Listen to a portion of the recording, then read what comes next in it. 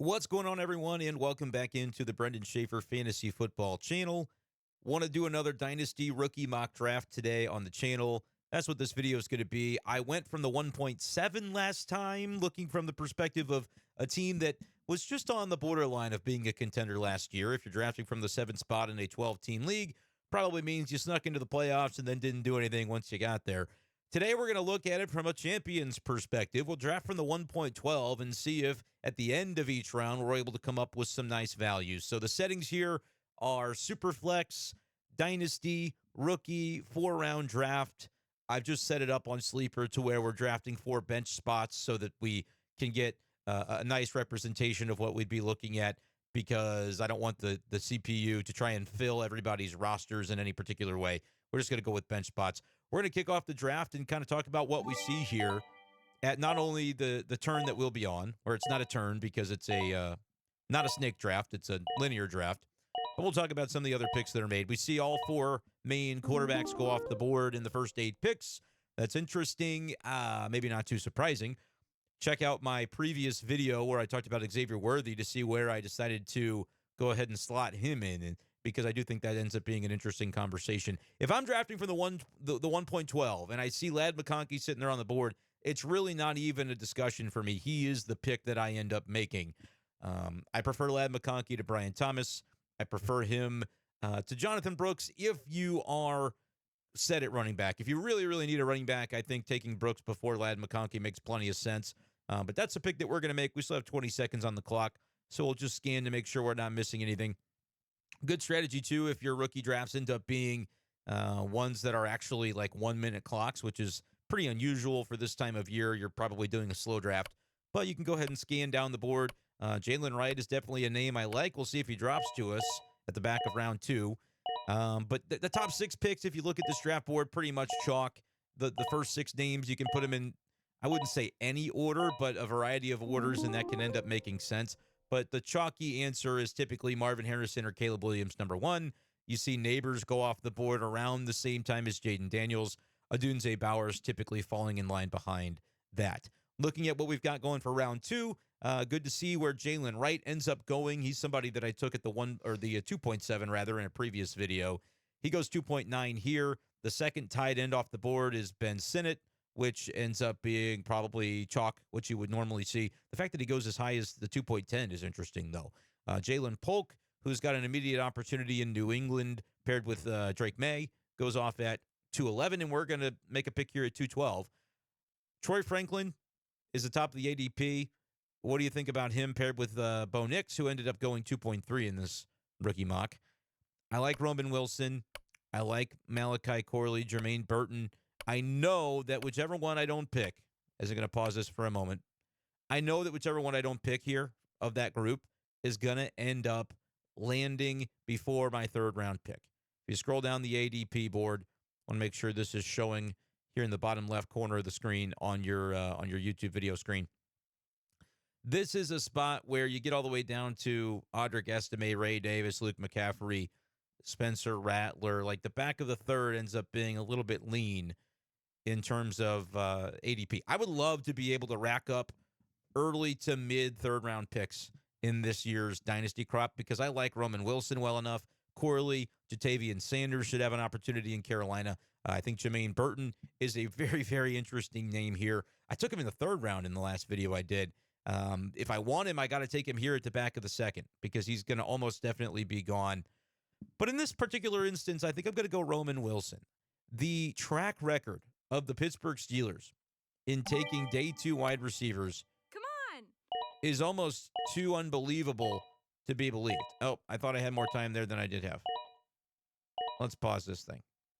Let's pause this thing and reload. I'm not necessarily interested in Marshawn Lloyd in that spot, which doesn't mean he's not a good player. He just doesn't have immediate opportunity.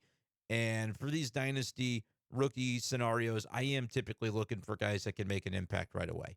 I don't want to look to the future and then think that I've got all this time for these guys. Roman Wilson, I think, certainly can after the Deontay Johnson trade, as I try in vain to actually click the button to draft him. Wide receiver out of Michigan, hard-nosed. He's very much a Pittsburgh Steelers type of player. I think he's going to fit in really, really well, and if they can put him on the field, he's going to thrive. So we like the opportunity to pick him there. And how about this?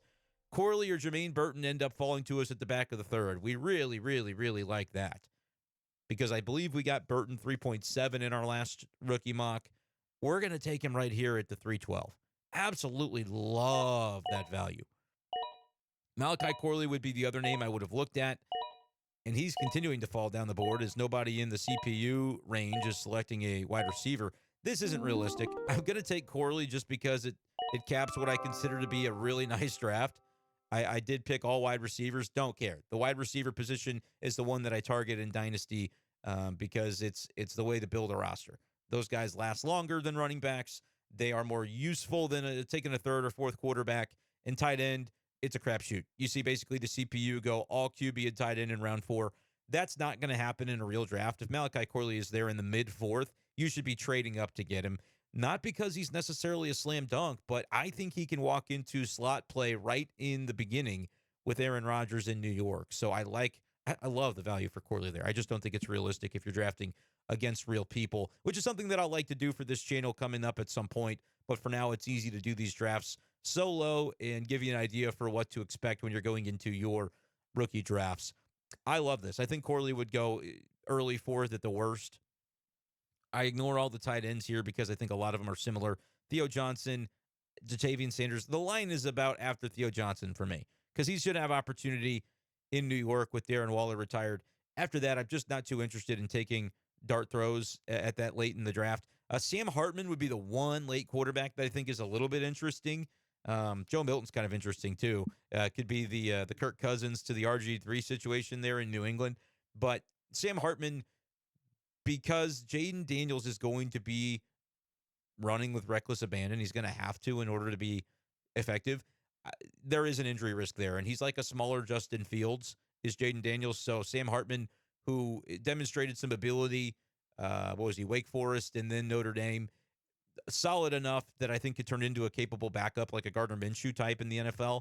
So that's not the worst thing to cap your draft with at 411.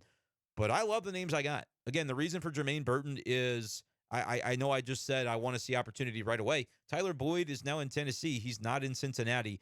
And you could be losing T. Higgins from that roster within the next 12 months too. So Jermaine Burton out of Alabama, I think, is a slam dunk pick at that stage in the draft. If you like running backs, none of them really fell to me in this mock. That's why I didn't take any. There was not a single running back off the board after my 3rd round pick. So it's not like there was a name that I should have taken and didn't. I do like my guy from Mizzou, Cody Schrader, but the San Francisco 49ers also drafted another running back before they signed Cody Schrader undrafted. So he should be free at the end of your rookie drafts. If you have a bunch of picks in the 4th round, I'm taking Cody Schrader with one of those picks, but that's a little bit of an MIZ bias that I have. He was the best running back in the SEC, though, and he's going to surprise people if he gets a look in the NFL. But there was no other running backs taken in the 4th, so Burton just is the obvious pick to me at that point. In the 3rd, there was a big long run on running backs, but none of the names that I'm really after, like you could go Vidal or Estime or even a Ray Davis. Like that's reasonable, but just would have felt like a reach at 2.12 with Roman Wilson still on the board. So I feel like this draft board really fell to me. I don't mind drafting. Obviously, you would mind it if you won your league because it means you won your league. But the 1.12, man, I think throughout the 4-round draft, there are some interesting options. And you just don't really have to worry about, like you do in a redraft league, the snake and being able to be snake bit. You just got to get your guy. You got to get your guy and take your shots on who you really want to have on your roster. McConkey, Roman Wilson, Burton, and Malachi Corley would be a really fun for a competitive contending team already to be able to, like, maybe you won your league because you have a lot of really good running backs, but they're aging out.